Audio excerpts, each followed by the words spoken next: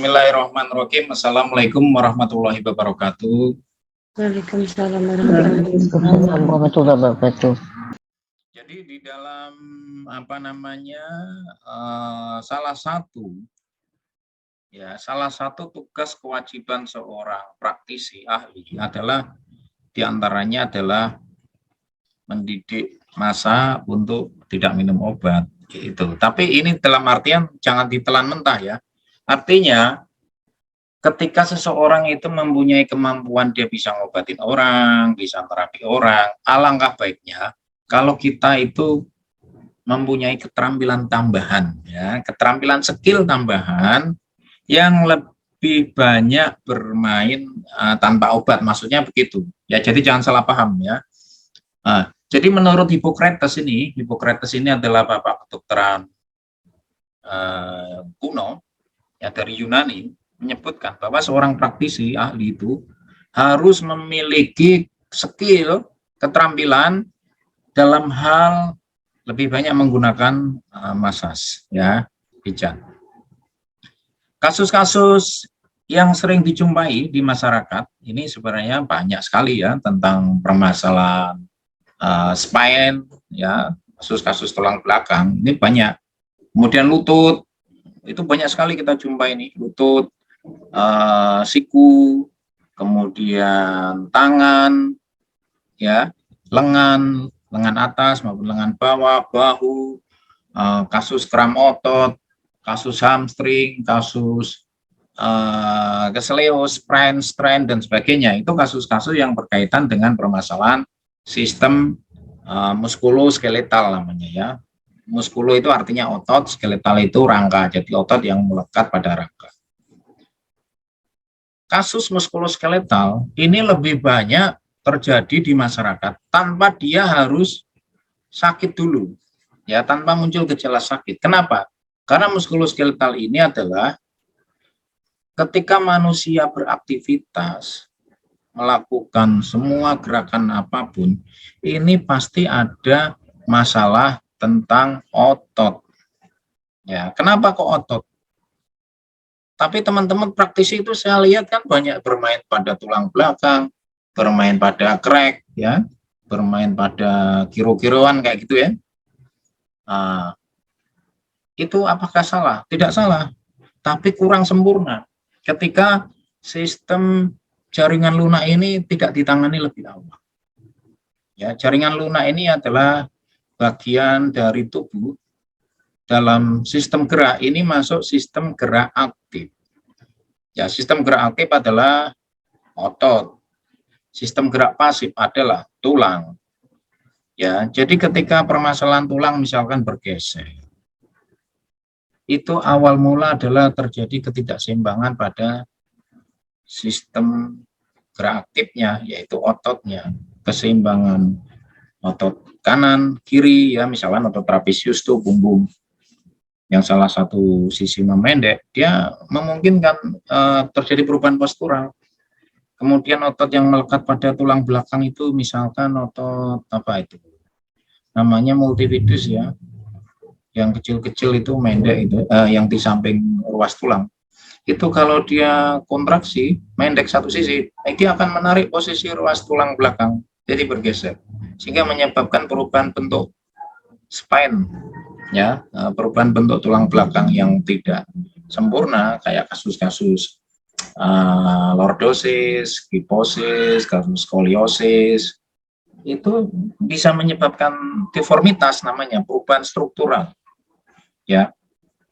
Kemudian kasus-kasus kebiasaan aktivitas yang salah, misalkan ini kalau berangkat kerja pakai tas satu sisi berat, ya, menarik punggungnya satu sisi, ini akan terjadi perubahan postural yang mendapat beban overuse, penggunaan beban yang berlebih dan berulang, itu mempunyai risiko munculnya pengetatan otot yang akan menimbulkan yang kita sebut sebagai trigger point. Ya, jadi sebenarnya trigger point itu adalah permasalahan pada sistem otot yang dia terkontraksi pendek, menimbulkan satu thought band ya, pengetatan di dalam serat otot, tersimpul itu membentuk kayak bundelan ya, bahasa awamnya itu ngrenjel, bahasa awam ya, atau dalam bahasa medikalnya itu nodul ya, yang mana nodul itu teraba dalam serat otot, kemudian dia akan membatasi gerak, menurunkan range of motion, jangkauan geraknya, jadi jangkauan geraknya terbatas, kemudian ya terjadi hipersensitivitas. Oh ya, udah sikat gigi belum? Nah, udah sikat gigi kata Om. Apa dek? Minum susu juga Ya. Menimbulkan nyeri, Ya Allah, tolong aku ya Allah, udah capek. sudah Oh, udah nggak usah lagi sih. Oke, ini sudah saya tutup ya, masih ada suara. Oke. Ya, menimbulkan hipersensitivitas, menimbulkan nyeri, menyebabkan sebaran nyeri ke tempat yang jauh ya, referred pin, atau nyeri alih ke tempat yang jauh. Yang mana ini sering terjadi salah diagnosa. Karena ya kebanyakan gejala yang muncul adalah menyerupai. Tetapi pada sebenarnya ketika kita menganalisa sumber masalahnya itu berbeda. Begitu. Ya. Jadi belajar trigger point itu adalah sangat penting pada saat kita membuat satu analisa yang berkaitan dengan nyeri otot ya, miofascial ya, berkaitan sama sistem otot dan jaringan lunak. Ini sering terjadi pada masyarakat tanpa dia harus kelihatan sakit, enggak begitu ya. Jadi akibat aktivitas berlebih, akibat salah gerakan, akibat penggunaan otot yang overuse ya, berulang. Nah, itu akan memicu. Di samping itu masih ada banyak faktor lain yang nanti akan kita sampaikan lebih detail di situ ya. Oke. Jadi ini masalah-masalah yang banyak terjadi pada sistem otot rangka ya, atau muskuloskeletal. Jadi nanti tidak sama dengan pijat tradisional ya. Kalau pijat tradisional kan pijat kebugaran ya, dia urut begitu kan. Tetapi sering terjadi setelah dipijat jarum. Jarum itu bahasa Indonesianya apa ya? Lebam ya, hematom. Kenapa terjadi hematom? Padahal pijatannya enak ya, dipijat kencang. Wah, dipijat enak. Setelah pulang, wah jadi biru semua. Sakit ya. Ya, itu adalah karena pertama, mereka lebih banyak percaya bahwa pemijatan itu adalah mengikuti jantung, semuanya ke atas, yang atas ke bawah, tanpa dia melihat anatomi serat otot. Kan begitu. Jadi ketika kita melakukan perbaikan pada serat otot, itu tidak sama. Tidak semua otot itu sama. Ya, ada yang diagonal, miring, kayak trapesius misalkan kan. Ada yang arahnya menuju ke ketiak, namanya otot latissimus dorsi. Itu kan bukan lurus, tapi agak miring gini ke arah ketiak. Kemudian otot bahu ini deltoid, ini kan kayak segitiga begini, ya kan? Kemudian contoh-contoh otot yang lapisan dalam, contohnya misalkan kayak otot yang dekat skapula itu yang biasanya kesakitan di dekat tulang belikat, otot romboid itu kan otot yang layernya di dalam pada trapesius. Bagaimana dengan pijatan tradisional biasa itu bisa kena? Tidak akan kena, begitu kan? Contoh-contoh yang banyak terjadi misalkan kayak kasus yang menyerupai saraf kejepit misalkan ya. Saraf kejepit itu kasus apa namanya? Bukan saraf kejepit, tapi menyerupai kasus saraf kejepit ya, sama-sama nyeri pada area pinggang, kemudian dia menjalar ke lateral ya, lateralus ya, samping luar ya, dari bokong. Bokong itu gluteal ya. Kemudian ini saya tidak boleh salah ngomong, soalnya kalau bahasanya salah nanti di Malaysia ini jadi maknanya jelek.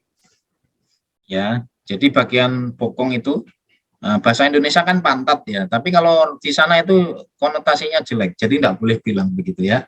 Jadi maksud saya ini otot gluteal ya. Gluteal itu bahasa Indonesia pantat ya, bahasa medikalnya gluteus ya atau gluteal. Itu kalau misalkan dia terkompresi akan menimbulkan beberapa kondisi yang kadang menyerupai seperti saraf kejepit ya. Biasanya saraf kejepit kan masalahnya pada tulang lumbar 4, 5, di situ ada saraf skiatika ya kan. Kemudian bisa juga kejepit pada diskusnya, pantalan disnya itu kan, intervertebra disnya. Bisa juga skiatika itu terkompresi oleh otot namanya piriformis, yaitu piriformis itu adalah di belakangnya otot gluteal ya, gluteus ya, gluteus maximus, medius, minimus, baru di dalam sekali. Kalau kita mengikuti konsep pijat tradisional itu enggak bakalan kena, soalnya ototnya layernya dalam sekali. Dalam sekali. Bagaimana bisa merilis dari layer paling dalam untuk membebaskan piriformis yang ada jepitan pada saraf skiatika. Ya. Jadi itu kasus-kasus yang tidak rilis itu karena kurangnya memahami tentang anatomi muskuloskeletal. Begitu. Jadi nanti di dalam pelajaran pijat trigger point ini lebih banyak membahas secara detail per tiap otot pada sistem muskuloskeletal. Untuk menangani kasus-kasus nyeri, pain management ya, kasus-kasus keterbatasan gerak, kasus-kasus penurunan kekuatan otot, kasus-kasus perubahan postural, ya kan? Kasus nyeri yang sulit teridentifikasi, yang sudah lama tidak sembuh-sembuh bertahun-tahun. Ya, ternyata masalahnya simpel, 1 poin kita rilis dengan pijatan saja bisa rilis. Ya, contohnya apa misalkan ya? Contohnya ya. Ini pengalaman klinis ya, hasil pengalaman. Jadi begini, kasus-kasus ada beberapa klien dia datang mengeluh dadanya sakit yang kiri, ya sakit nyeri, terus membuat sebaran nyeri ke tangan sampai sini, ya dada sakit nyeri sudah bertahun-tahun. Ketika dia memeriksakan ke medical cek, apa yang disampaikan? Oh, ini menyerupai angina pectoris ya, angina pectoris, jantung iskemik, sumbatan pada jantung, koroner, sakit jantung ini. Tidak percaya, periksa ke internis, penyakit dalam, jantungnya sehat, tidak ada masalah, normal, baik-baik saja, ya. Kemudian bingung, nah ini sakit apa dok? Sakit ke sini, sehat semuanya, hasil rongsen, hasil MRI, hasil semuanya cek, sehat, tidak ada masalah. Tapi dia mengeluhkan kesakitan. Ya, nah ini yang disebut gejala yang menyerupai. Ya, ketika di X-ray, rongsen, MRI, ya dilihat, tidak ditemukan masalahnya. Tidak ada fraktur, tidak ada yang bergeser, tidak ada sumbatan apapun. Normal. Lalu ini kasus apa kira-kira?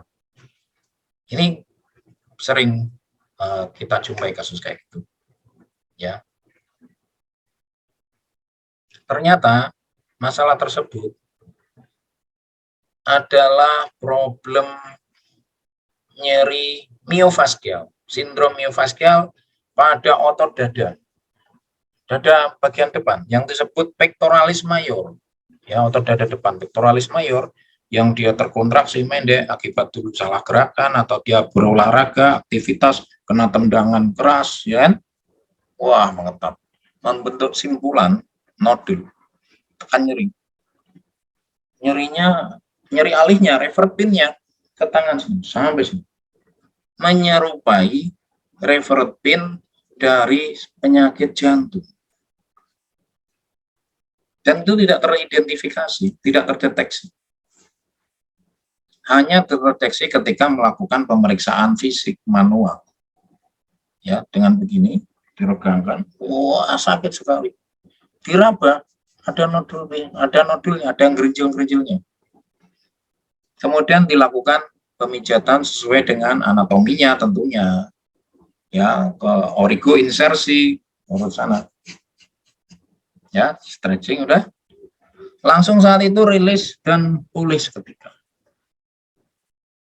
Nah, ini contoh kasus sederhana yang kadang menyerupai, tetapi penyebabnya adalah berbeda. Jadi yang akan kita pelajari nanti dalam pelatihan pijat trigger point itu adalah lebih banyak bermain penalaran klinis yang masuk akal secara anatomis. Gitu. Jadi nanti bukan pelajaran seperti pijat tradisional, diurut, pakai meridian, pakai ini, enggak pakai itu, berbeda. Ya. Jadi nanti kita akan lebih banyak bermain stretching, palpasi, anatomis, ya, kemudian pemahaman pemeriksaan manual dan sebagainya. Sebentar ya, maaf ya. Halo, Bu, maaf ya Bu. Nanti saya masih Zoom Bu, nanti tak hubungi ya Bu. Saya masih Zoom Bu. Saya masih Zoom, nanti aja ya. Saya masih Zoom Bu, nanti saya hubungi kembali ya. Nanti saya hubungi kembali. Oke, ya. Maaf ya. Oke. Itu contoh sederhana. Contoh yang lain ya, yang kasus yang menyerupai ya, saya kasih contoh. Kasus tangannya kesemutan, kebas, mati rasa, terjadi weakness. Dia datang, diperiksa, asam urat normal, gula darah normal, kolesterol normal. Oh, tidak ada masalah. Semuanya sehat. Semua aspek parameter darah normal semuanya. Dia kesemutan, kebas, kesakitan. Kira-kira masalahnya apa? Datang diperiksa, X-ray, ronsen, normal, tidak ditemukan masalahnya. Kira-kira apa? Ya biasanya kalau ke Ustadz ya diruqyah itu. Ya kan?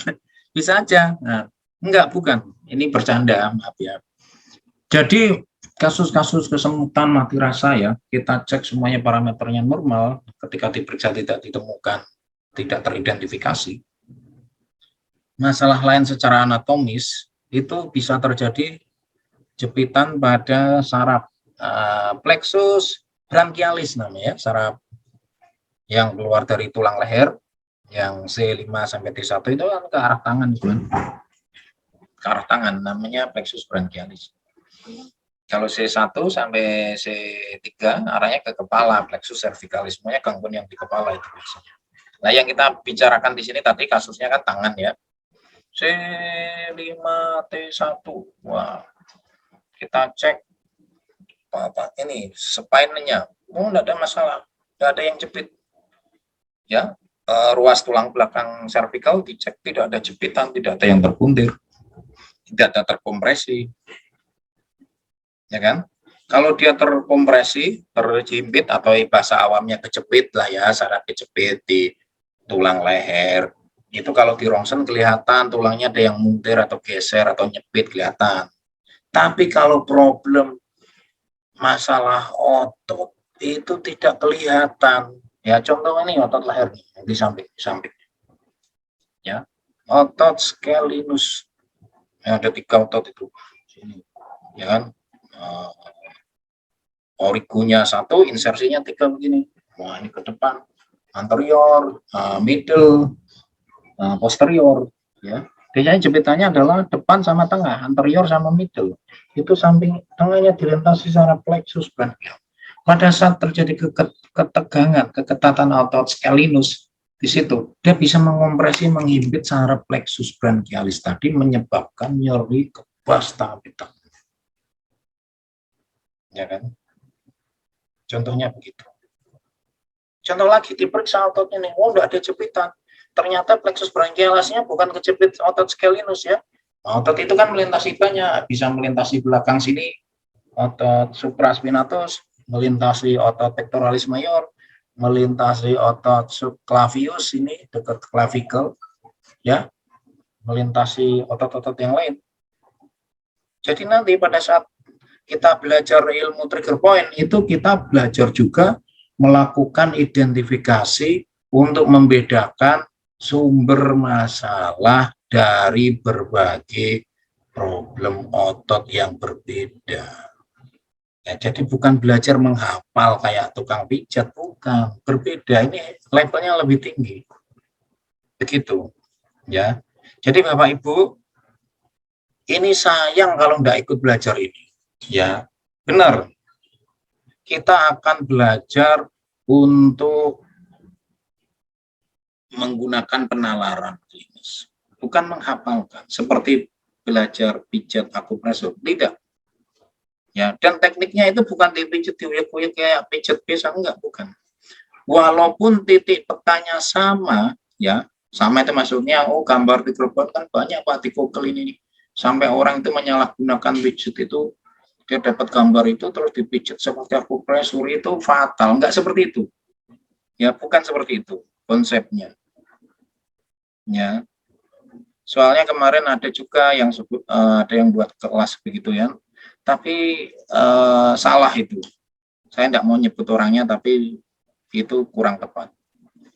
Ya, jadi belajar trigger point itu lebih banyak nanti mendalami pada item ya, pada tiap otot, detail tiap otot. Otot skeletal, ya, seperti itu kira-kira. Ya, jadi bukan seperti urutan biasa, bukan, tidak sama ya. Kemudian kembali lagi kasus tangan tadi ya, otot itu ya, contoh scalenus atau subclavius atau pectoralis major atau teres major minor dan sebagainya. Nah itu nanti kita akan melakukan pemeriksaan, melakukan testing untuk mendapatkan apa nih yang kena ini kasusnya apa gitu. Oh nanti sudah ketemu, oh baru otot itu bermasalah, kita curigai ya. Kemudian dilakukan cek pemeriksaan manual pakai tangan biasa.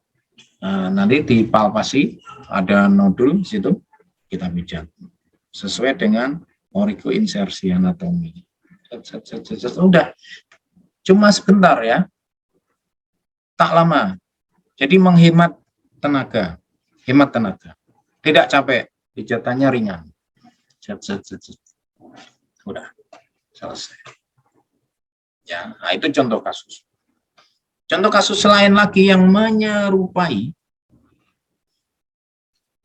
sakit kepala, bertahun-tahun tidak sembuh-sembuh, migrain, vertigo.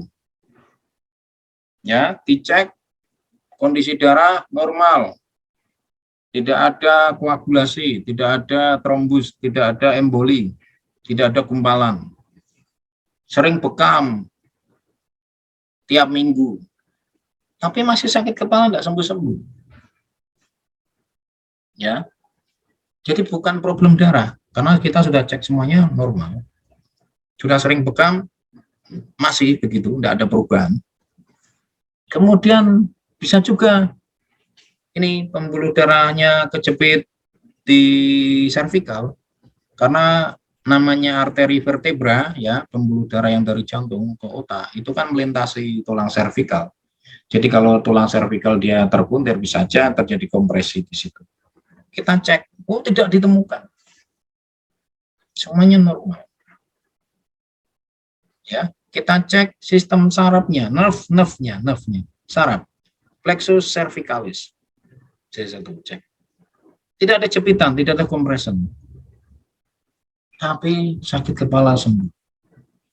Nah, itu mungkin masalah psikologi, ya. Banyak masalah, sering sakit kepala.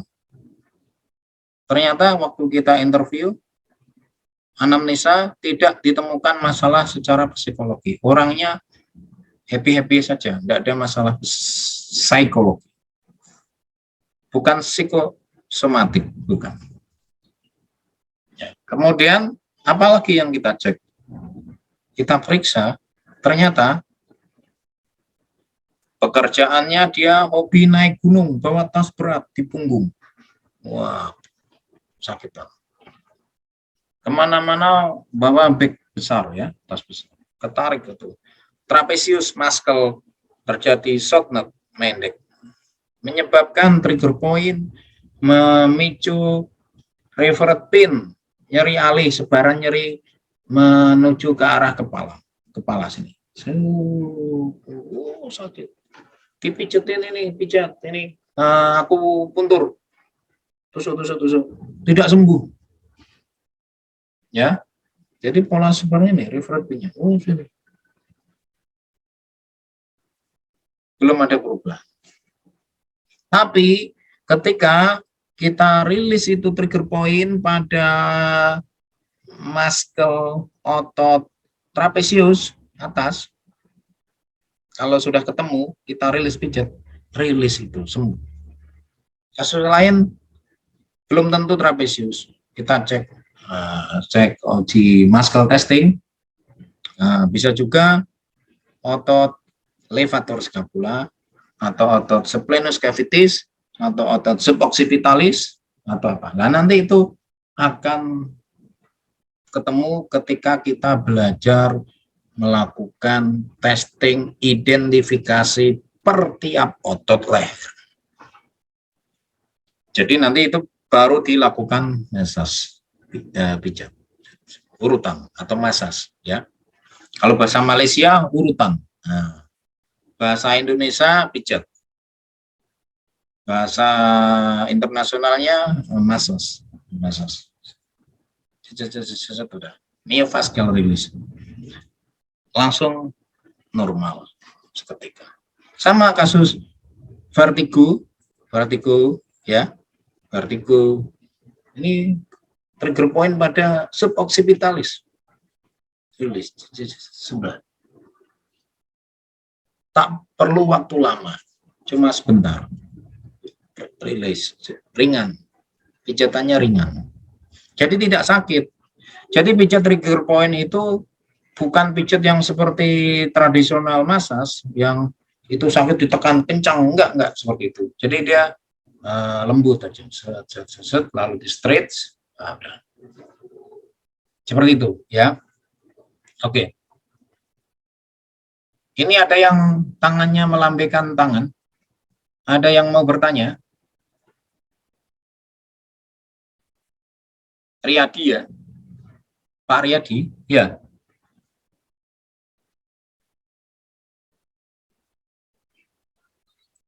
Oke. Atau kepencet ya? Oke, maaf ya, saya baca chatnya.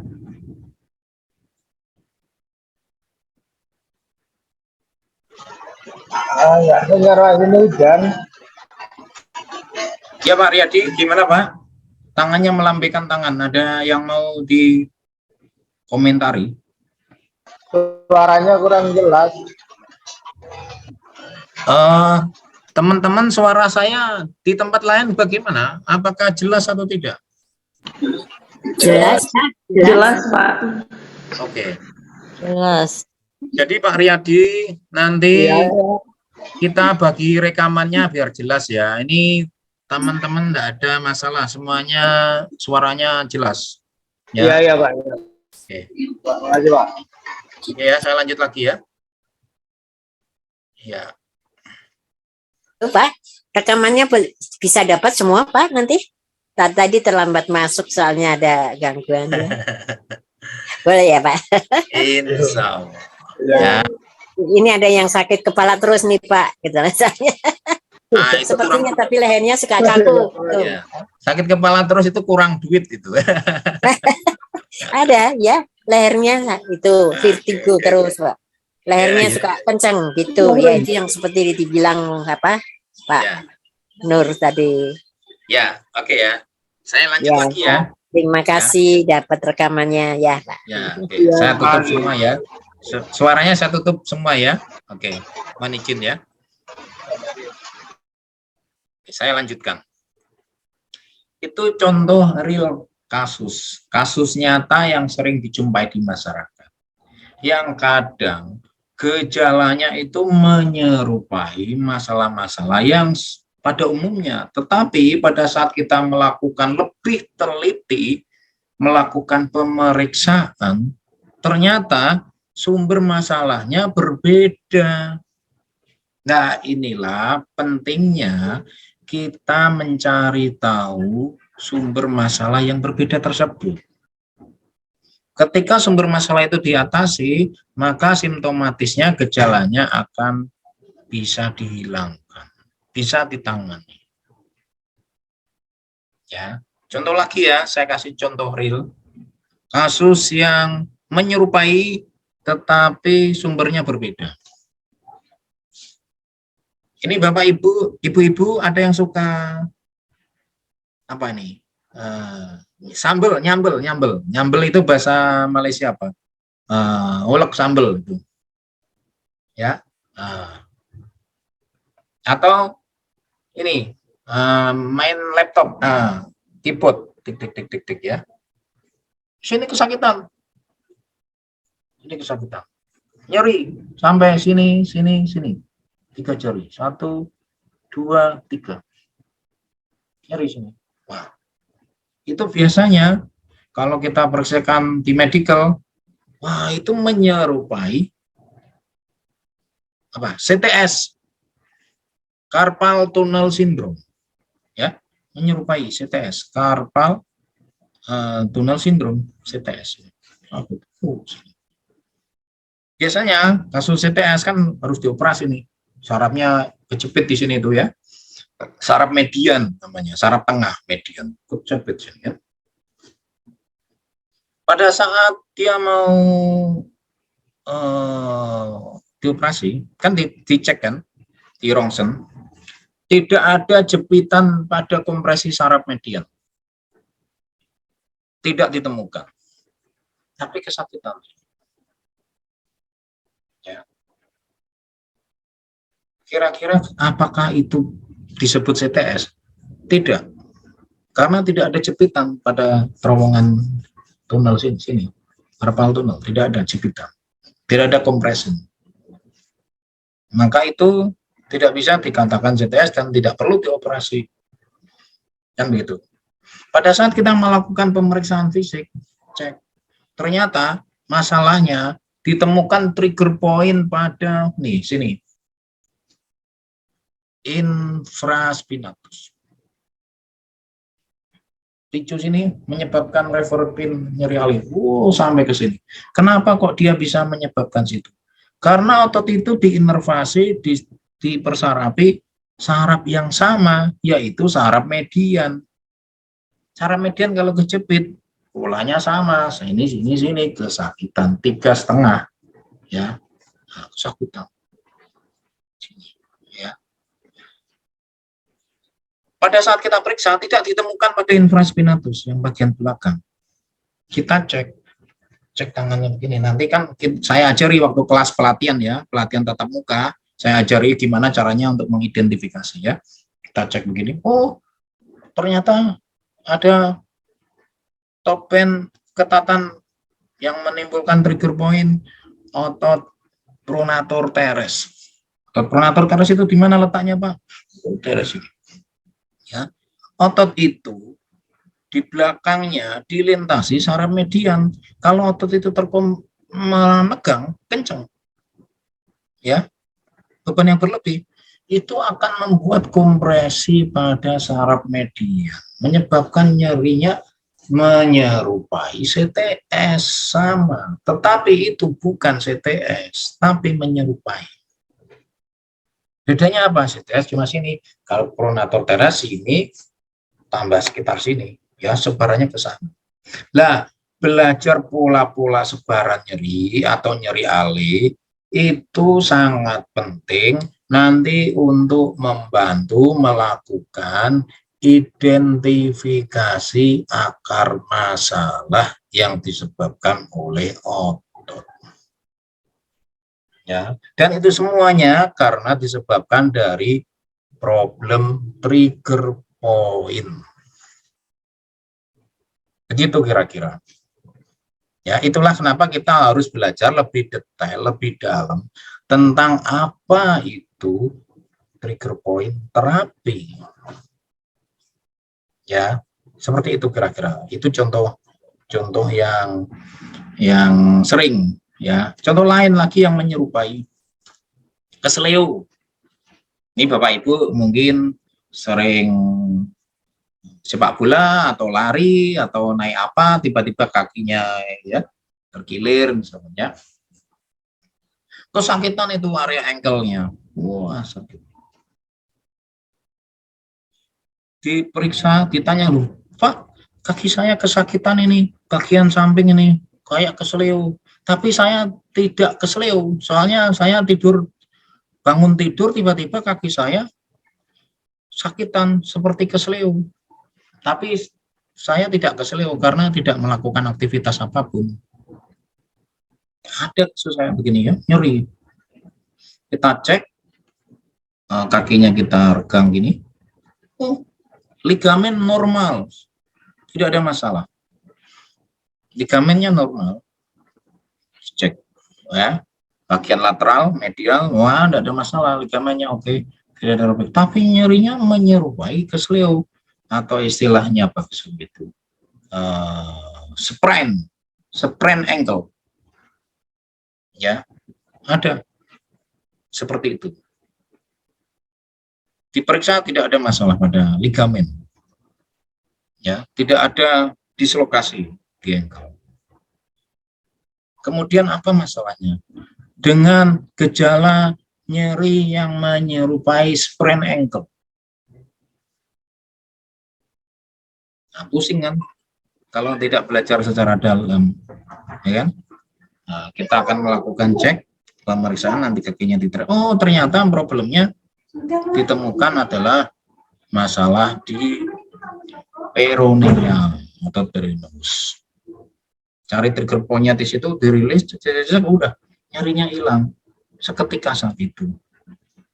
Nah, itu contoh kasus. Belum lagi masih ada kasus-kasus lain yang hampir mirip, tetapi sumbernya berbeda. Nah, tentunya tidak mungkin dong malam ini kita akan bahas semuanya, waktunya tidak cukup.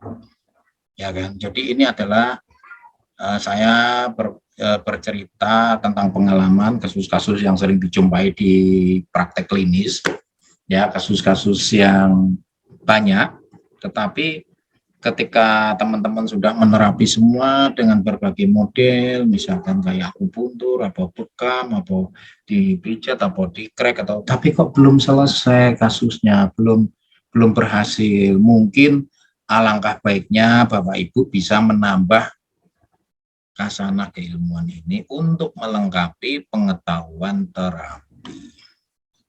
Ya, jadi tidak salah, maksudnya apa misalkan belajar ini itu manfaatnya apa sih? Ya ada manfaatnya, saling berkaitan untuk mendukung semua jenis terapi yang berkaitan pada sistem muskuloskeletal, otot, masalah rangka, masalah persendian, masalah tulang belakang, masalah sistem gerak. Itu adalah masalah-masalah yang banyak dijumpai di masyarakat tanpa harus dia sakit. Ya, seperti itu. Kemudian, oke, ini karena waktunya sampai jam berapa nih Mbak Irma, Bu Irma? Sebelum saya bahas lebih banyak, ini ada yang mau disampaikan. Baik, mungkin untuk peserta bisa diberikan kesempatan untuk bertanya ya. Ya. Sebelum materi yang lebih jauh, monggo kepada peserta yang mau bertanya acungkan tangannya aja atau langsung buka mikrofonnya.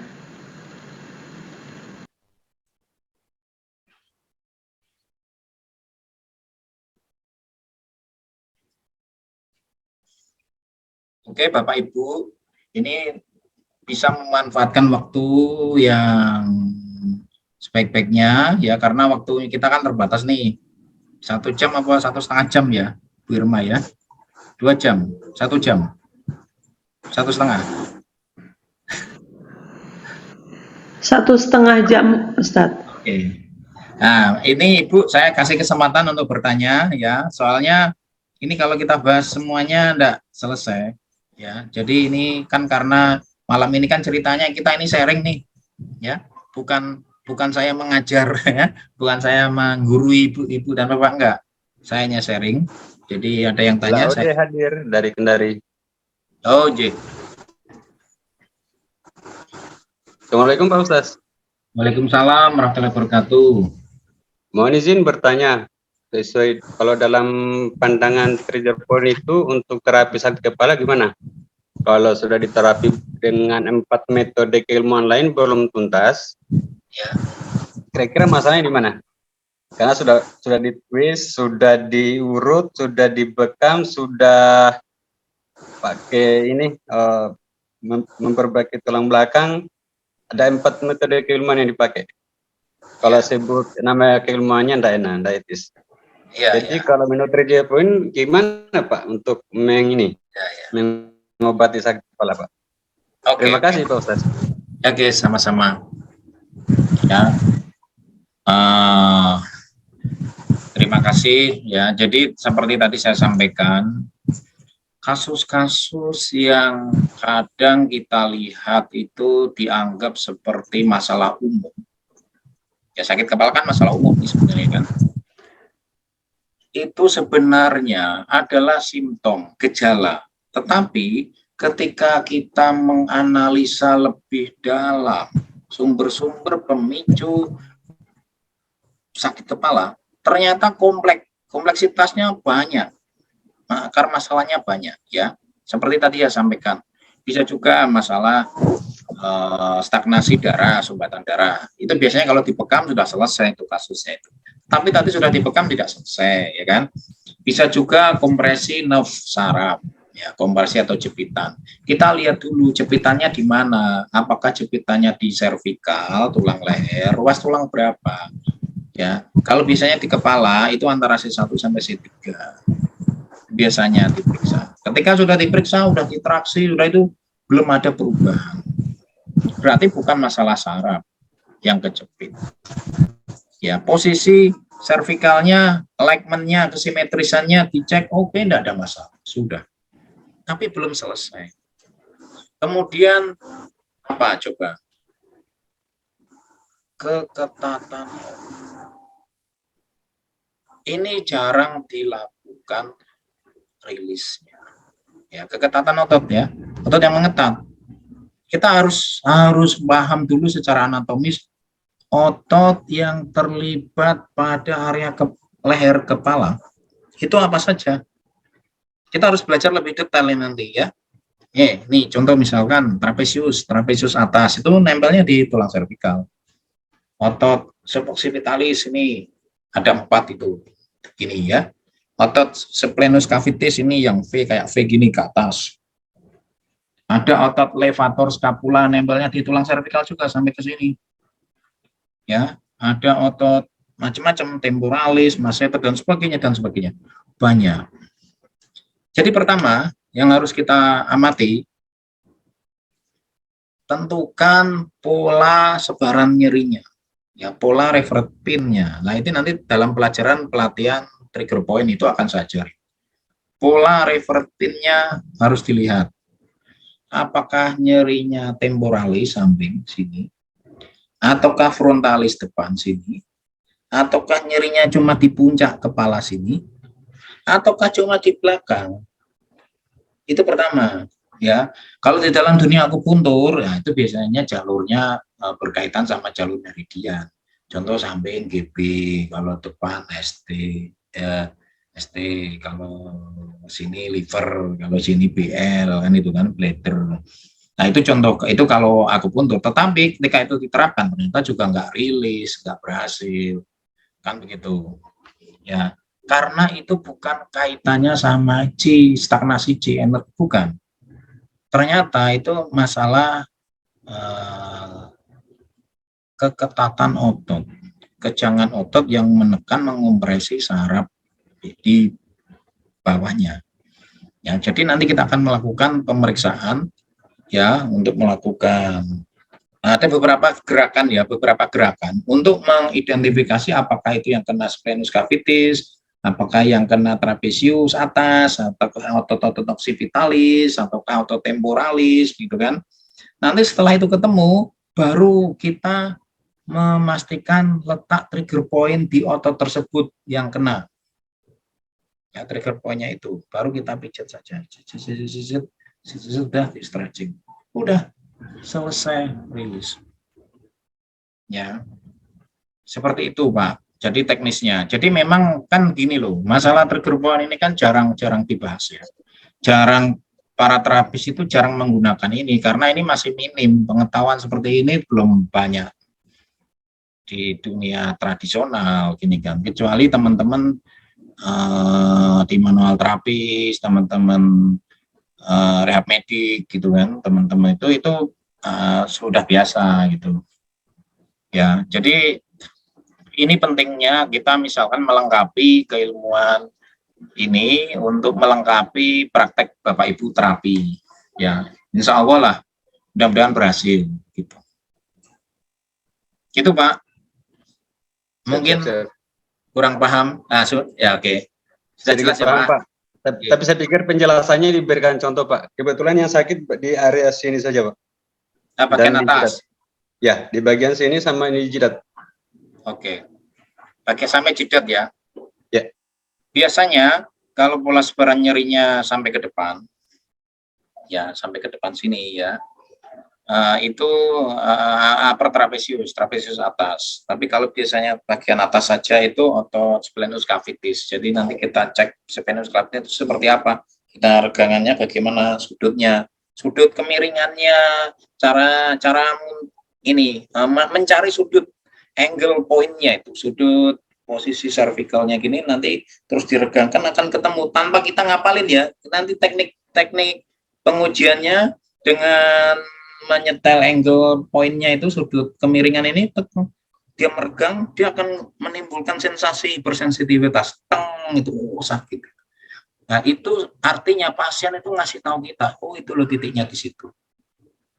Tinggal kita pijat. Jadi belajar ini tidak perlu menghafalkan, ya, tidak perlu dihafalkan, tapi menggunakan penalaran anatomis seperti itu. Jadi yang tadi Bapak tanyakan itu biasanya kemungkinan otot dari trapezius atas atau splenius capitis. Lah untuk memastikan kan perlu diuji. Nah pengujiannya itu dengan gerakan. Gitu, gerakannya untuk menentukan sudut kemiringan otot itu seperti apa. Itu nanti akan saya sampaikan pada saat pelatihan tatap muka ya. Kalau online ini saya kesulitan untuk memberikan contoh gerakannya seperti apa. Soalnya ini harus melakukan. Ini kan ilmu keterampilan ya Pak ya. Jadi nggak bisa di-share secara online gitu. Jadi Bapak harus memegang ininya, sudutnya berapa, kita coba, oh ini belum pas, pasnya segini, oh terasa gitu. Ya. Ya jadi mohon maaf ya, ini bukan saya tidak mau mencontohi, memang kita harus melakukan ini kan. Kan keterampilan nih, kita harus melakukan, sudutnya berapa, nanti kita regangkan ketemu. Seperti itu kira-kira. Oke, ada pertanyaan lain mungkin begitu ya Pak? Oke. Ada pertanyaan lain mungkin saya kasih kesempatan. Pak, mohon tanya Pak Nur, ada Ya. ini teman, kalau dia tidur miring ke kiri itu lebih enak daripada kalau dia miring ke kanan. Jadi kalau ke kanan dia kepalanya itu tidak enak, tapi kalau ke kiri dia lebih enak katanya Pak. Jadi itu Kalau berarti miring ke kiri, ya enak. lebih enak. Kalau miring ke kanan justru tidak enak. Padahal kalau menurut itu kesehatan, kalau tidur lebih baik miringnya ke kiri ya Pak ya? Apa ke kanan? Ya. Ya, Dia ya. lebih enak ke kiri katanya. Jadi lebih enak kepalanya itu katanya. Memang kepalanya sering sakit terus. Ya, Itu jadi vertigo terus Pak. Jadi gini ya Bu, kalau dalam kondisi postural orang itu normal, tidak ada masalah kesimetrisan, alignment postural, itu tidak ada masalah, miring ke kanan sesuai dengan teoretikalnya gitu kan. Ya. Tapi pada saat sebelumnya dia memang bermasalah terhadap alignment kesimetrisan dari postural tulang leher, ya, satu sisi dia mendek, yang satu sisi dia akan meregang, kan begitu kan? Yang mendek kontraktur, yang satu menegang. Yang menegang itu, meregang dalam waktu lama dia akan weakness. Yang memendek dalam waktu tertentu dia akan kesakitan. Ya, jadi artinya memang itu harus disetel antara kanan dan kiri. Saya yakin satu sisi itu bermasalah. Jadi pada saat dia memposisikan miringnya ke kiri, dia lebih nyaman. Kalau ke kanan dia kejepit satu bagian otot scalenusnya biasanya ini samping ini. Jadi memang itu harus diterapi itu sebenarnya supaya tidurnya miring ke kanan normal. Iya. Justru kalau ini apa? Kalau tidurnya telentang juga tidak enak Pak.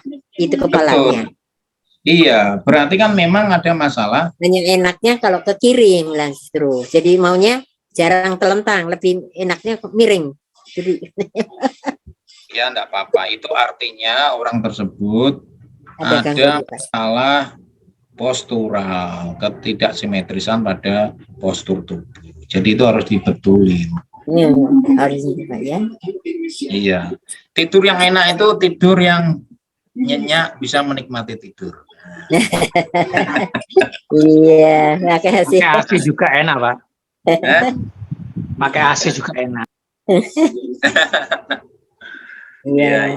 Yang pelatihannya mungkin lebih bagus kalau di tempat, tapi ke tempatnya kita jauh mah susah datang ya ke tempat pelatihannya. Tempatnya Ibu di mana? Tempatnya Ibu? Kita di Bandung Barat Pak, dekat Cimahi gitu. Bandung ya dekat lah. Wong saya aja sering ke Johor, ke Selangor aja, perasaan saya dekat, tidak jauh. Masa Bandung jauh, masih Indonesia. Tempatnya di mana Pak? Pak Calke? Itu hostnya itu di mana Ibu? Ya. Besok ada pelatihannya di Jogja, Bu. Oh, Jogja. Wah, tanggal berapa Bu diumumkan, Bu? Tanggal berapa diumumkan? Oh, ya. Baik. Iya, daripada yang di Hong Kong. Di Hong Kong jauh. 24 dan 25 September. Jadi 2 hari ya, Bu ya. Gitu. Karena emang tidak cukup hanya 1 hari ya, Pak ya. Kalau untuk pelatihan trigger point ini. Iya. Ya.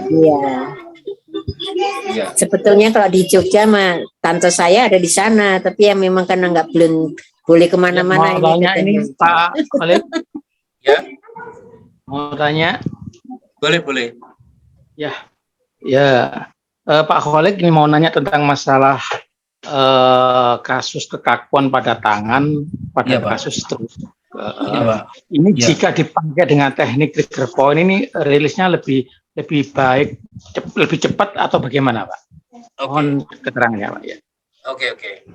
Jadi perlu dipahami ya, kasus stroke setelah pasca stroke ya, orang mengalami namanya spastisitas. Spastisitas itu kondisinya hiperfleksi begini. Tidak bisa diluruskan. Ya. Kan begini kan, tidak bisa diluruskan. Itu masalah utama perlu dipahami bukan otot dulu. Masalah utama ini adalah kendali area motorik otak yang mengendalikan otot. Jadi kita harus bermain terapi SCLAP yang kaitannya sama fungsional motorik kendali tangan. Ya, jadi itu ada pelatihan saya yang satunya di bengkel stroke. Saya itu sebenarnya punya pelatihan yang berbeda. Saya punya pelatihan untuk bengkel stroke. Di situ ada integrasi dari ilmu neurosclap akupuntur trigger point dengan konsep brain needling, kemudian terapi recovery terapi fisiknya ya, dan beberapa kombinasi. Nah, itu bisa rilis ketika.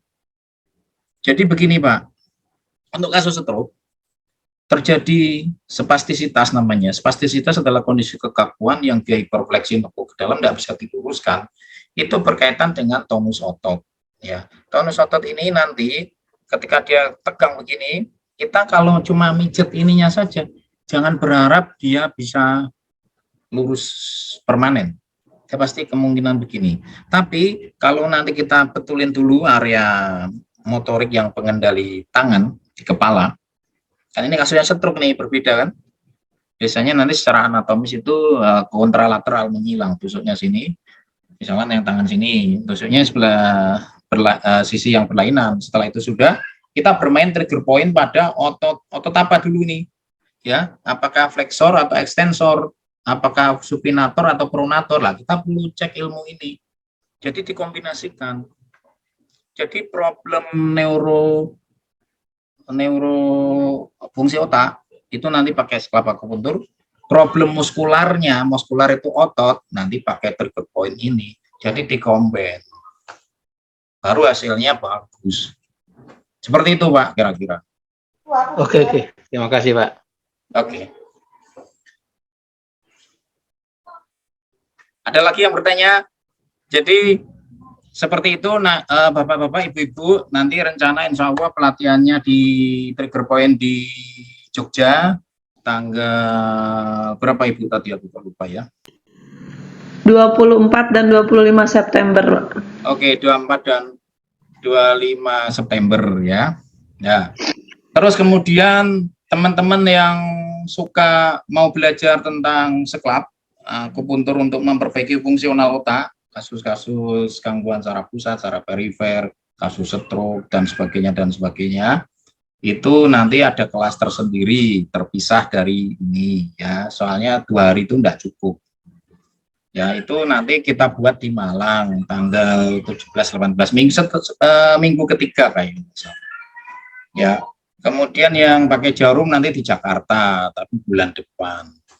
Jadi untuk yang terdekat ini ya di Jogja, itu nanti pakai manual pijatan yang nggak pakai jarum. Ini kan takutnya takut jarum kan, jadi kita ajari yang hemat tenaga tanpa modal, yaitu cuma modal tangan sama krim. Ya, jadi seperti itu. Nanti insya Allah mudah-mudahan acara ini terselenggara dengan baik, Bapak Ibu bisa bergabung, bisa praktek dengan baik. Alangkah baiknya kalau Ibu bisa belajar tatap muka. Soalnya ini ilmu skill, keterampilan, harus memperagakan, harus mencoba. Ketika nanti salah, ada pembimbingnya, ada yang dampingi, ada yang membantu. Oh ini kurang pas Pak, harus nyerinya segini-segini gitu. Ya kan? Kalau online kan nggak bisa, kayak gini kan nggak bisa. Kalau nggak melakukan. Namanya aja ilmu skill, keterampilan, kan harus melakukan. Kayak begitu, ya. Oke, mungkin ada yang bertanya nih. Masih ada waktu. Kalau yang ada yang begitu Pak, katanya yang apa dengan pelintir itu bisa gimana Pak? Saya nggak tahu. Saya kurang paham ya. Pelintir itu apa ya? Twist ya, muntir kan? Ya, di pelintir kan ya Pak. Nanti tanya yang ngajarin aja, soalnya aku nggak ngajarin pelintir. Oh, nggak ngajarin pelintir ya Pak ya. Ya. Siapa tahu bisa digabungkan dengan yang itu tadi. Saya kurang paham konsepnya seperti apa, saya kurang paham. Nanti tanya sama Umi Ana Rusdian aja ya. Saya kurang daripada nanti saya salah ngomong, nanti tersinggung, nggak enak. Iya Pak. Ya siapa tahu yang ngajar gitu. Ya, bisa digabungkan Pak ya Pak. Bisa gabungan ya Pak? Yo, bisa aja. Tidak ada yang nggak bisa digabung. Semuanya bisa digabung. Ya, bisa diatur ya Pak. Ya. Oke, ada yang tanya mungkin Bapak Ibu. Nah ini waktunya masih ada kesempatan ini. Sayang nih kalau nggak dimanfaatkan tanya-tanya. Jadi saya mah tadi kan terlambat Pak. Jadi kalau sudah diketemukan ini masalahnya, oh ini di bagian mana yang sakit gitu, terus apa Pak? Itunya ditekan atau gimana Pak? Tadi terlambat soalnya masuk Pak. Mengatasi yang trigger point-nya Pak. Gimana Bu? Gimana? Ya, tadi kan dicari dulu katanya dari otot-ototnya itu, Ya, nanti ya, kalau ya, ya. udah tahu, oh ini masalahnya yang sakit atau bagiannya, masalahnya gangguannya situ. Nah, kalau sudah ketemu di tempat yang apa masalahnya itu nanti hanya dielus-elus saja atau ditekan atau gimana Pak tadi? Dipijat Bu, dipijat manual. Oh dipijit, oh dipijit. Urut. Ya. Nanti ngikutin, yang penting nanti ngikutin arah. Jadi gini, ini ada yang tanya di chat, saya jawab sekalian. Apakah nanti di pelatihan tidak mengalami kesulitan kalau misalkan yang ikut tidak mempunyai pengetahuan anatomi, kan? Bapak Ibu tidak perlu khawatir, ilmu ini mudah dipelajari. Yang penting pertama ada niat mau belajar. Niatan paling penting pertama orang, apapun kalau tidak bisa diniati sungguh-sungguh, itu insya Allah akan mudah menyerah. Oh iya. Ya, saya akan mengajarkan dengan bahasa awam yang mudah dipahami. Jadi tidak perlu takut kalau ya. Kecuali kalau saya ngajar murid saya dokter semuanya, ya aku pakai bahasa kedokteran. Kalau mau belajar orang awam, ya nanti tak terjemahkan bahasa awam. Begitu Ibu, Bapak. Ya. Ya, jadi jangan takut istilah-istilah anatomi itu ya. Nanti tak bahasakan awam. Jangan takut ya. Gitu. Tapi kalau yang kasus yang apa nih Pak? Yang Alzheimer atau demensia gitu agak sulit juga ya Pak. Mungkin itu bisa ditelusurin otot-ototnya juga ya Pak. Oke. Kasus Alzheimer itu berkaitan dengan sistem saraf Bu, bukan sistem otot. Nanti itu ada pada kelas saya yang topik lain, bukan ini. Yang scalp itu ya. Artinya gini loh Bu, saya punya banyak bentuk-bentuk pelatihan terapi yang berbeda, tapi saya tidak mau menyampur adukan, nanti tajam Jadi belajar itu satu-satu, tapi matang dengan dipelajari dengan dalam. Nanti setelah itu selesai belajar yang lain supaya kepalanya tidak pening. Ya, banyak bengkelnya ya Pak ya. Ya. Banyak bengkel. Ya. Ya, terima kasih banyak. Oke. Ini saya kira udah cukup ya. Nanti ini ada yang bertanya lagi Pak di chat. Oke.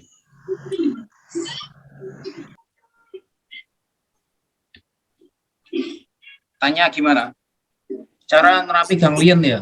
Iya, di chat itu. Nah, perlu dipahami Bapak Ibu, ganglion itu tidak sama dengan trigger point. Sama-sama ngrenjel, benjol, tapi bukan. Ya, ada istilah limfoma, ada istilah ganglion, ada istilah nodul dalam serat otot yang disebut trigger point. Itu sebenarnya tidak sama, hal yang berbeda. Kalau limfoma, kita tanpa melakukan palpasi kelihatan grenjelnya. Ya. Tapi kalau trigger point, kita harus meraba, mempalpasi di dalam serat otot. Kita harus tahu arah serat ototnya. Jadi itu tidak sama. Ya. Nanti untuk lebih jelas, saya akan kupas tuntas dalam pelatihan tatap muka. Supaya Bapak Ibu belajarnya betul-betul mendalam dan melakukan real nyata. Ya. Kalau teori-teori kan itu dipikir nanti omong kosong apa. Tapi kalau kita melakukan akan tahu, oh seperti ini Pak, oh begini Pak, gitu. Ya. Itu, untuk pelatihannya bayarnya berapa Pak? Nah, itu urusannya panitia, saya enggak tahu. Nanti biar atur. Nanti bisa menghubungi saya ya Bu ya. Gitu. Kalau soal biaya, tanya panitia. Narasumber itu bertanggung jawab terhadap ilmu yang disampaikan, bukan soal biayanya. Ya. Oke, gitu ya. Pak Nur, boleh tanya satu lagi Pak. Itu ada temen ya, tapi kalau dia nggak megang sesuatu atau memegang atau mengangkat sesuatu, dia nggak bergetar tangannya itu. Tapi kalau lagi megang sesuatu itu gemetar gitu Pak. Ya, Itu termasuk tremor. di sini? Ya tremor ya, itu Tremor termasuk itu- di otot-otot gitu. Bukan Bu, tremor itu nanti permasalahan sistem saraf Bu. Oh sistem saraf ya. Oh, jadi bukan yang ini ya, trigger Yang point ya. pelajaran yang hari ini yang kita bahas itu sistem otot, miofascial, ya. Jadi tidak sama. Nanti saya tidak mau campur-campur ya. Ya ya Nanti ada kelasnya sendiri-sendiri supaya kita belajarnya itu ya. mendalam dengan benar. Ya. Jadi biasanya Ya. kalau tremor gangguan pada sistem saraf pusat ya nanti berkaitan sama Kalau megang nggak apa ya. ya. Terima Oke. kasih. Ya. Begitu. Ini saya kira saya cukupkan ya. Nanti kalau terlalu banyak jadi pusing. Ya. Terima kasih Insya Allah. banyak. Terima Oke. kasih ya. Insya Allah nanti kita akan sering Zoom gratis ya. Jadi bukan sekali ini. Takutnya, khawatirnya teman yang lain hari ini sedang sibuk, ada acara, jadi tidak bisa Iya. gabung. Banyak yang nggak tahu Pak. Nggak Ah, sempat dikasih tahu ya. karena tidak sempat, saya kasih kesempatan lagi. Nanti kita buat Zoom kedua, ketiga, keempat, supaya teman-teman bisa bergabung dalam acara ini, Bu. Ya ya Pak. Gitu ya. Jadi Ya, kita nggak sempat Ya. ngajak teman juga tadi ya. iya, ya. Jadi saya kira mungkin cukup. Kalau terlalu lama nanti pada tidur semua. Soalnya ini sudah malam. Ya. Lanjut Sudah nanti pada- lain kali ya Pak ya. Sudah pada lelah, mungkin tiap seharian kerja perlu istirahat kan gitu. Kalau saya sih sampai jam 12 malam tidak ada masalah. Biasanya saya kalau ngajar ke pelatihan itu sampai malam, saya tidak pernah membatasi waktu. Pokoknya teman-teman harus belajar dengan totalitas, dengan maksimal. Ya saya tuh seneng kalau alumni saya itu pada sukses, pada berhasil, itu kan gurunya kan seneng gitu loh. Tapi kalau saya ngajari kok banyak yang gagal, itu gurunya berarti tidak pandai. Kan begitu kan. Jadi harapannya alumni kita semua ini nanti pada pinter-pinter semua, nerapinya berhasil semua. Aku gak, yang ngajar kan ikut senang, berarti apa yang dia sampaikan bermanfaat, kan begitu. Iya. Ya, oke. Seperti itu, saya kira cukup ya, Ibu Irma. Atau mungkin ada yang mau ditanyakan? Ya, untuk kesempatan terakhir bagi peserta, apakah ada yang ingin ditanyakan sebelum saya tutup ya? Ya.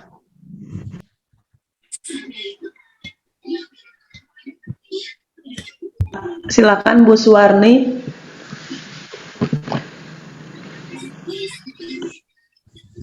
Ya, Mbak. Ya, monggo Bu Suwarni kalau ingin bertanya. Assalamualaikum Pak Ustadz. Waalaikumsalam. Ini kalau bangun tidur malam itu saya kalau mau tahajud tuh kaki yang kanan bagian bawah itu nyeri begitu aja Pak. Ya. Tiba-tiba nyeri begitu aja sampai setengah jam itu kaku. Kram gitu ya? Kram? Bukan? Iya, tapi sakit banget, sakit banget. Oh gitu. Terus diapain? Sudah diapakan? Itu terjadi insya Allah hampir sebulan. Hampir Tidak sebulan masuk. ini.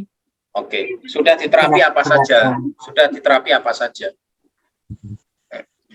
Ya kemarin terapi yang kayak PAZ itu sudah, tapi belum bisa, masih sakit, masih nyeri. Oke. Ya berarti belum tepat sasaran kan gitu kan. Berarti Ibu harus mencoba teknik terapi lain kan gitu. Jadi kita jangan fanatik satu modalitas. Kita harus membuka diri. Ilmu itu kan luas. Kita harus banyak belajar ilmu yang lain. Ya, ketika satu metode itu tidak berhasil, ya kita coba teknik yang lain. Gitu kan. Hal yang penting adalah memahami apa sumber masalah yang menyebabkan kaki tersebut kram. Itu pertama.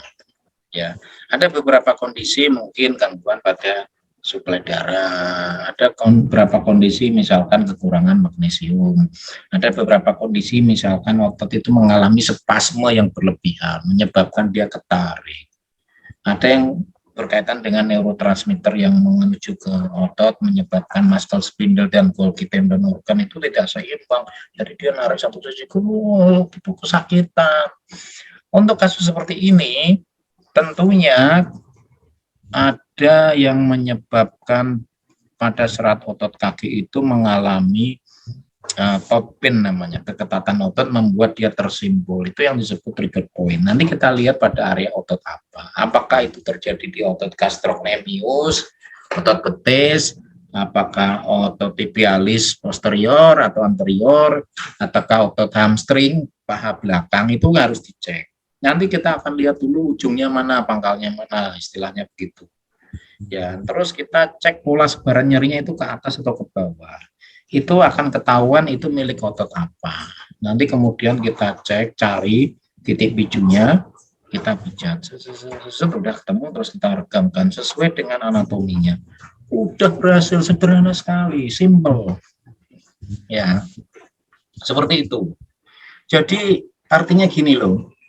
Belajar trigger point itu tidak seperti belajar akupuntur, misalkan ngapalin, Pak kalau sakit kram ini titiknya di mana? Oh di sini. Tidak bisa seperti itu. Tidak seperti itu trigger point itu. Kalau akupuntur ya, oh sakit ini titiknya ini, sakit ini titiknya ini. Tapi kalau kita mempelajari mekanisme kerja otot, dia itu dinamis, bergerak dinamis, sehingga titik trigger point itu tidak selalu ada satu tempat tertentu, dia bisa muncul di tempat yang lain atau di dalam dua otot yang berbeda. Ya, contoh misalnya otot betis, otot gastrok itu namanya betis, otot soleus yang di belakang, otot peroneal atau otot paha belakang, hamstring, itu kan harus dicek satu-satu. Nanti tadi kakinya diregangkan, terus nanti dia akan ketemu sebaran nyerinya, gitu kan, terus kita palpasi, ada nodul terapa, udah kita setelah stretching udah selesai, dan tidak capek itu pijatnya, seperti itu cepat hasilnya. Ya, ini kalau ketemu tak terapi Bu, beneran, soalnya jauh ini. Ya, oke gitu Bu, ada yang belum jelas? Tadi mana yang tanya? Hilang nih yang tanya. Halo? Ya, sudah mengacungkan jempol Ustaz. Oh, sudah, oke. Ya, kira-kira begitulah ya. Nanti gini aja deh, enaknya kita nanti pas pelatihan tatap muka, kita bahas semua kasus itu yang berkaitan dengan masalah nyeri pada otot tersebut ya. Jadi biar plong, biar mantep kan gitu loh. Ya kalau teorinya sih banyak, tapi hari ini saya enggak bahas teori, soalnya ini kan share ya, gitu. Share kasus pengalaman saya. Lokasi pelatihannya dekat, kalau kami di Sulawesi agak susah untuk ikut pelatihan offline. Gimana Pak? Enggak dengar saya Pak? Kami dari Sulawesi agak setengah mati ikut pelatihannya karena jarak. Oh iya, jauh ya. Jarak dan kesibukan ya. Iya. Ya, saya pikir trigger point ini bisa diikuti pelatihan secara online, ternyata tidak bisa. Karena itu saya tidak bertanya lebih lanjut lagi.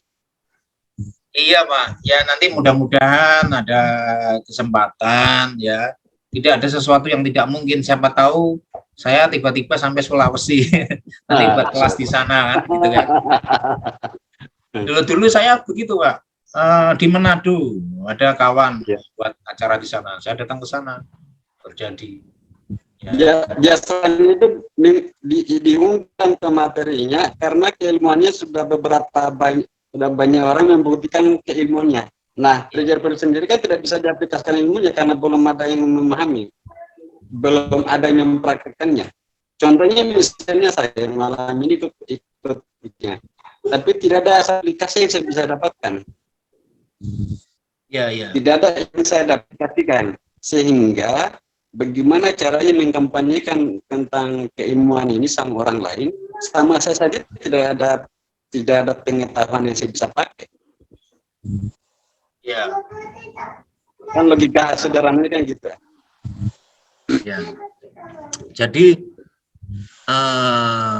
memang kalau untuk keahlian ya, ahli ya itu memang harus apa namanya, belajar langsung ya. Kalau sebatas online itu yang kita dapatkan cuma knowledge, pengetahuan.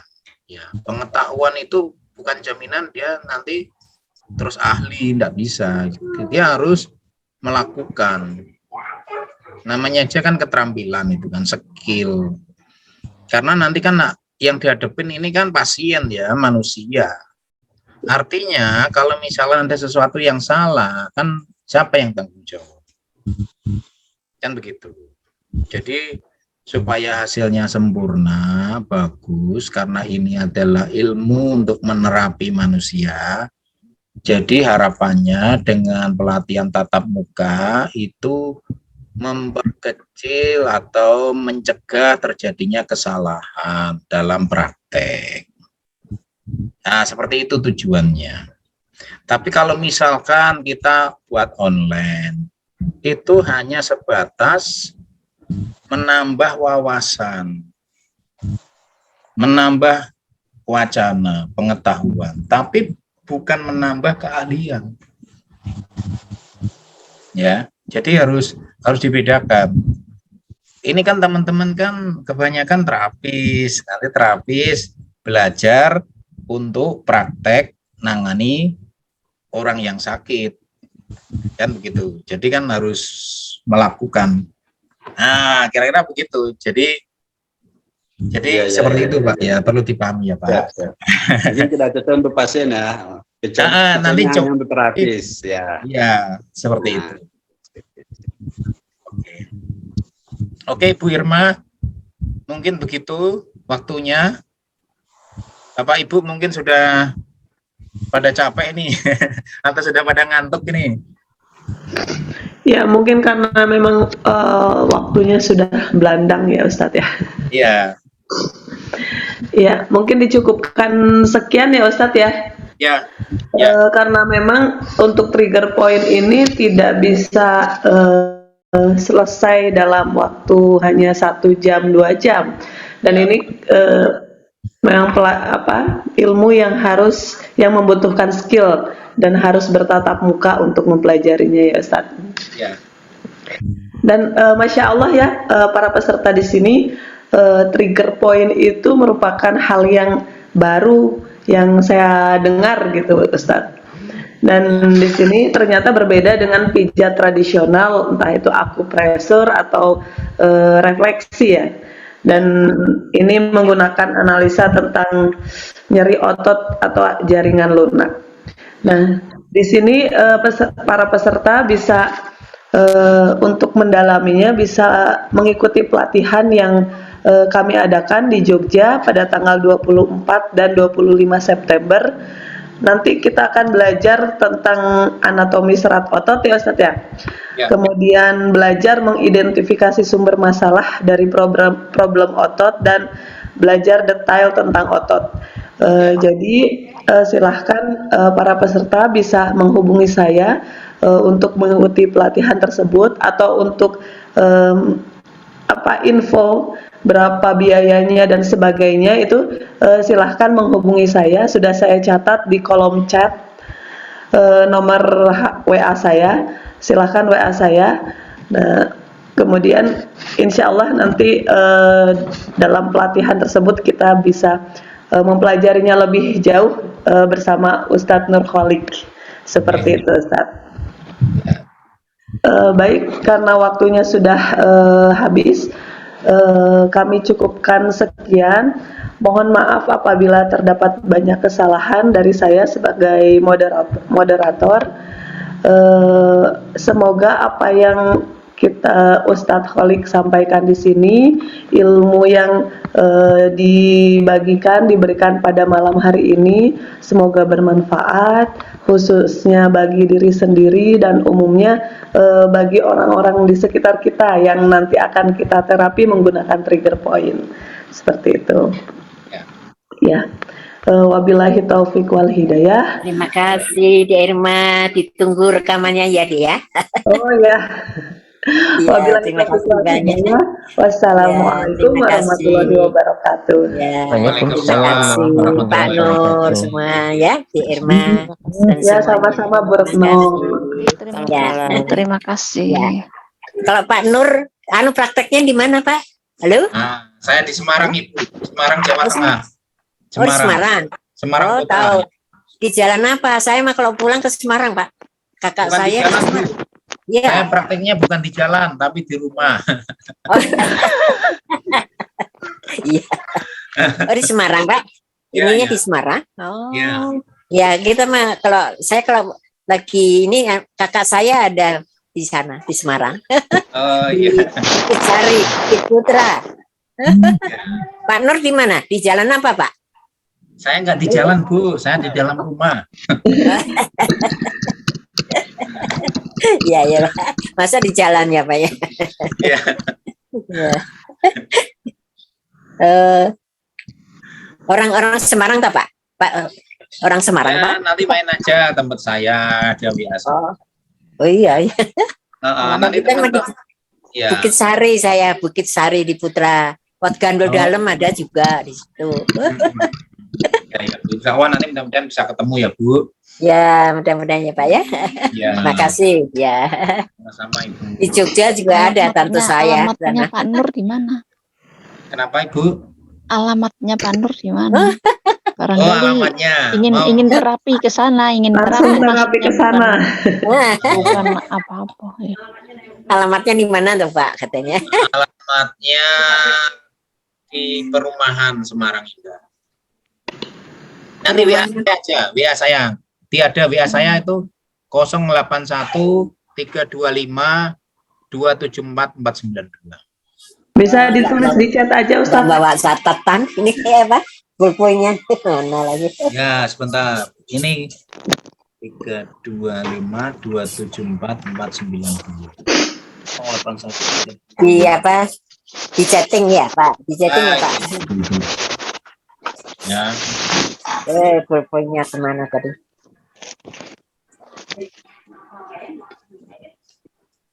Ditampilkan di layar mungkin, Pak ya. Ada. Layarnya sudah ditutup ini. Sudah pada Oh, cek. udah ditutup ya. Sudah live Oh, ya, semua. ya. Sudah Ya. ditulis di chat Berarti itu, nanti Bu. Nah, di chat Ya, ini loh, ya. Bu, ada di chat. Di chat. Bukan di chat ya, di chat nanti.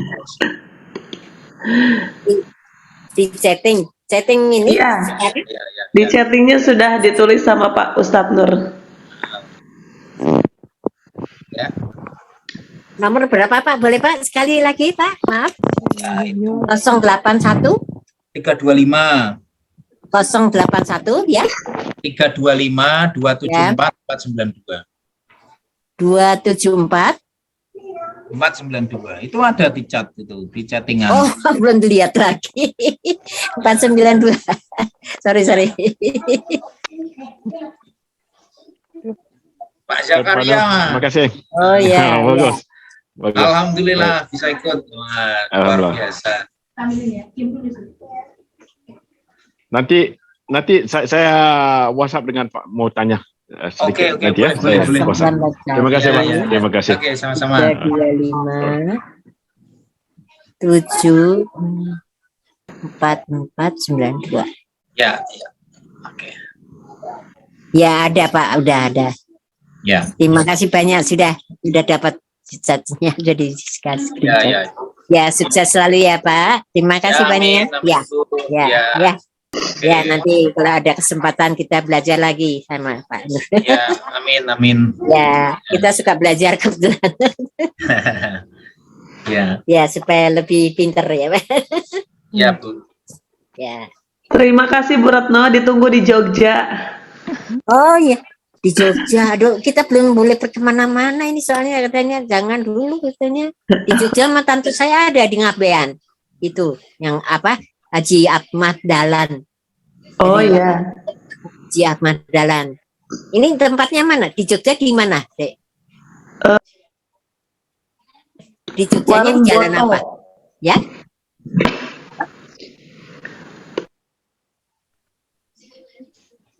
Di daerah Warung Boto, Bu, di Hotel Livin. Waduh, nggak tahu, aku sudah lama nggak ke sana. Dekat itu, Bu, kalau dari Ngabean. Oh, deket ya, ya di Ngabean itu tante saya. Oh, deket situ. Iya. Ya. Ya, makasih ya. Mudah-mudahan nanti bisa pergi, soalnya belum boleh pergi kemana-mana katanya, belum aman. Belum aman. Belum aman katanya, pergi-pergi.